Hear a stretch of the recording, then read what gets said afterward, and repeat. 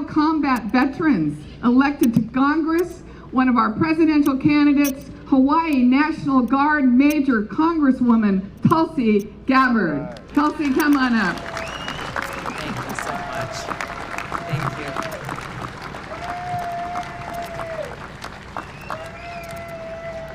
you. Good morning. Aloha.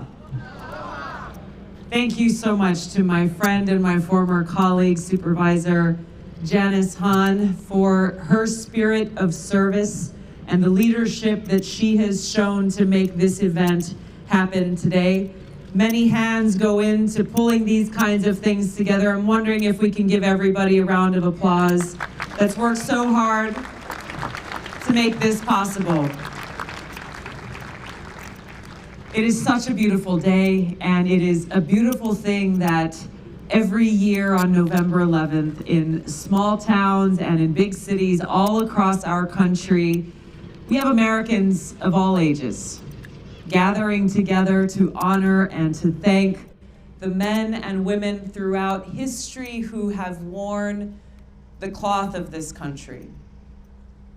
Now, this is not a day just for lip service or platitudes. It's a day to truly honor that service, the freedoms and liberties enshrined in our Constitution and guaranteed every single one of us as Americans are what all of us as service members and veterans have sworn to uphold, have promised to support and defend, even if it requires making the ultimate sacrifice to do so. Acta non verba, actions, not words. Our servicemen and women across generations embody truly what it means to take action, to put service above self, to put the well-being of the American people and our country above all else. Now, at a time when we have too many leaders who are looking out for their own selfish interests or power or fame or profits, let this day, this Veterans Day, be that shining example of what service really means for the leaders of our country to follow. For me, like so many Americans, the terrorist attack on 9/11 completely changed my life. It's what motivated my decision to enlist in the military, to go after and to defeat and destroy the evil that visited us on that day. I served in Iraq on my first deployment in 2005. We were based in a camp about 40 miles north of Baghdad, and I served in a field medical unit where the very first task that I had every day was to go through a list, name by name, of every American service member who had been injured or hurt in the previous 24 hours. It was heart-wrenching every day because I knew that those were not just their names were not just words on a page, that these were my brothers and sisters, and that behind every single one of them, waiting anxiously at home, were moms and dads, husbands and wives, children, brothers and sisters. So many never got to make that trip home, never got to say that final goodbye, leaving their families with a sense of emptiness that would never be filled. We will never forget our brothers and sisters.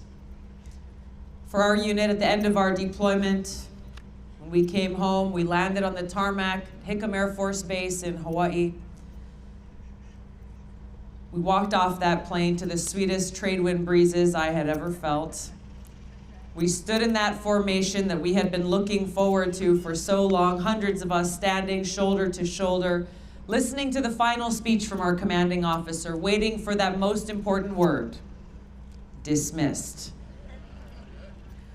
We were met by our families there who held welcome home signs and who were cheering for us as we came home. And, you know, I ran straight to my family, was met first with a hug from my dad.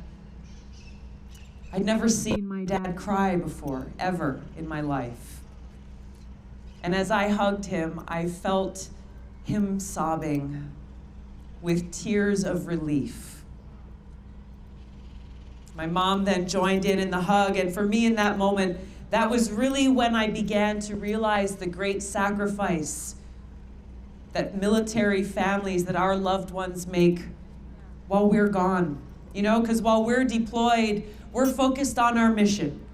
We're focused on getting the job done, and thank God it's our families who are at home holding down the fort. But it is our families who lay awake at night, fearing that knock on the door may come. As I was going through this task every day while I was deployed and thinking about those who paid the price for these wars, I often wondered how many of our politicians who make this decision also laid awake at night, worrying about our brothers and sisters in uniform. My guess was not that many.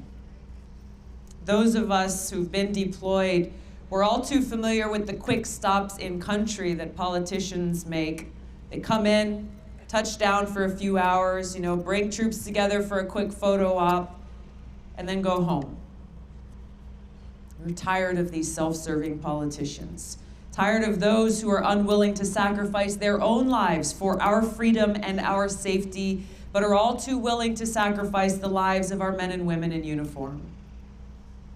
Politicians who send us into harm's way to be the world's police, to topple dictators who we don't like, to fight in unnecessary wars that actually undermine our national security, squandering taxpayer dollars, destroying entire countries, and then turning their backs on us when we come home. Tired of politicians who are telling us that in order for our brothers and sisters in uniform right now, who are suffering and dying from toxic burn pit exposure, before they can get the care they need, that we've got to provide proof of that mixing pot of trash and chemical ash that we inhaled every single day of our multiple deployments. Tired of politicians who shake their heads at this unbearable statistic of veterans who survive combat only to come home and lose the battle, taking their own lives while failing to provide the necessary resources to prevent this tragedy from ever occurring in the first place. Tired of politicians who bemoan the opioid epidemic that's destroying the lives of veterans and Americans all across this country, and yet refuse to allow the VA to prescribe alternatives like medicinal marijuana as a safe alternative to these highly addictive drugs. Our veterans, our men and women in uniform deserve better. Actions, not words. For me, it's been over 16 years since I first enlisted, shipped off to basic combat training during the hot summer to Fort Jackson, South Carolina. Yeah, all right, you know what I'm talking about. Never forget. I'm still serving as a major today, and I tell you, I am so grateful to have the opportunity, the privilege to be able to serve alongside so many great patriots. The rare few, those who are willing to sacrifice life and limb to protect the safety, security, and freedom of all Americans. Great patriots who deserve respect and honor and the thanks of our grateful nation. Patriots who deserve leaders in Congress and a commander-in-chief truly grounded in the spirit of selfless service, inspired by the examples of those willing to give up their own safety and well-being for the well-being of our nation. They deserve a commander-in-chief that should be no less of a patriot and no less courageous than our men and women in uniform and truly understanding the cost of war. Our troops and veterans deserve a commander-in-chief who will have the courage to meet with both adversaries and friends to further the cause of peace and national security, exhausting all avenues of diplomacy before considering military action.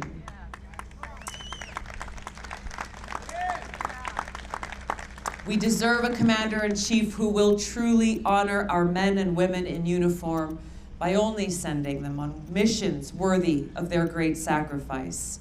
A commander-in-chief who will support and defend the Constitution, including Article 1 that says Congress has the responsibility to decide whether or not to declare war.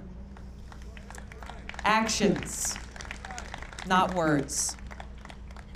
So on this day and every day, let us all pledge as Americans, as patriots, as those who love our country, to honor our men and women in uniform by making sure that they are always taken care of and that we leave no veteran behind. Let us stand together as Americans, united by the freedoms and principles in our Constitution that serve as the bedrock for our nation, honoring the sacrifices of our nation's sons and daughters by discarding the failures of the past and marching ahead towards a future of peace. I want to close with a quote from President Abraham Lincoln, delivered during his second inaugural address, when he said, "With malice towards none, with charity for all, with firmness in the right as God gives us to see the right, let us strive on to finish the work that we are in, to bind up the nation's wounds, to care for him who shall have borne the battle and for his widow and his orphan, and to do all which may achieve and cherish a just and a lasting peace amongst ourselves and with all nations." Thank you for being here and choosing to spend your time today to honor those who have served. Aloha.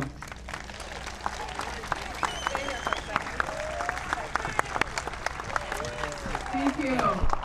Thank you, Major Gabbard. And I wanted to present to you an American flag that just this morning was flying over the Los Angeles Memorial Coliseum, which I know you helped fight the fight to keep it the Los Angeles Memorial Coliseum. Thank you very much. That's great. Thank you very much. Thank you. Second privilege here, and I know when she was talking about self-serving politicians, she didn't mean me. Of course not. Of course not. Also, I know didn't mean my colleague on the County Board of Supervisors. Supervisor Mark Ridley Thomas has joined us. Please give him a round of applause. Mark serves with me on the Los Angeles